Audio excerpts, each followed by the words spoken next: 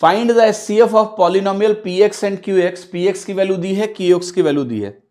एक चीज का और ध्यान रखो, अगर ऐसा कभी सवाल आया पॉलिनोमियल निकालने का, तो कई सारे यूट्यूब पर लोगों ने बोल रखा है कि वैल्यू डाल के यहां पर आंसर निकाल सकते हो।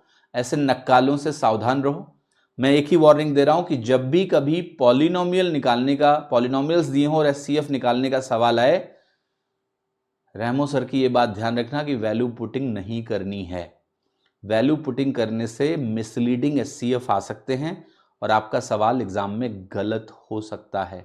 तो कभी कभी क्या होता है ना कि ये 16/64 में डिवीजन का ये तरीका भी सही उत्तर दे सकता है कि आपने 6 और 6 को काट दिया और 1/4 आ गया, ठीक। या मैंने कहा कि आपके पास एक वैल्यू है 15/75, तो आपने कहा 5 से काटा, देखो 1/5 आ गया। अब ये गलत तरीके से उत्तर सही आता जा रहा है, लेकिन कोई ना कोई दिन जिंदगी में ऐसा जरूर आएगा जब तुम्हें बहुत बड़ा धोखा मिलने वाला है। 6 से 6 काटोगे और 1/8 आ जाएगा।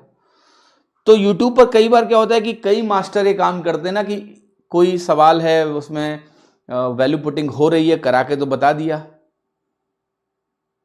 लेकिन पूरी कहानी नहीं पता है उनको कि क्या होने वाला है। या फिर हो सकता है बच्चों को इंप्रेस करने के लिए ये काम किया जा रहा है। कई सारे मास्टरों को मैंने देखा है, बड़े बड़े मास्टर क्या उल्लू बना रहे हैं बच्चों को भाई। एक सवाल लेके आएंगे और उस एक सवाल में कहेंगे ये देखो वैल्यू रख दिया, और उसका एक ऑप्शन अगर बदल दो आप तो वैल्यू नहीं रख सकते हो आप।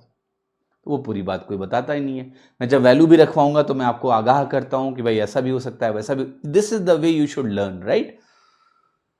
तो कहने का मतलब है आज से मेरी एक बात ध्यान रखना कि वैल्यू पुटिंग, एलसीएम, एचसीएफ जब भी एल्जेब्राइक एक्सप्रेशन दिए हो तो बेटा नहीं रखना है, नहीं रखना है, नहीं रखना है। कभी समय मिलेगा तो विस्तार से समझाऊंगा क्यों बोल रहा हूं, लेकिन आज इतना तो नोट, वार्निंग समझ लो, ठीक है।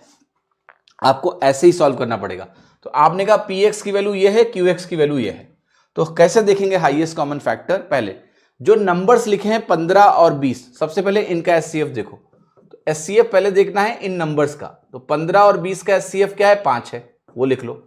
फिर जो टर्म्स बचे वो बचे x² y into x cube plus y cube, और यहां पर आपका टर्म है xy² into x⁴ minus y⁴। अब इनका एचसीएफ मुझे देखना है, मान लिया, राइट।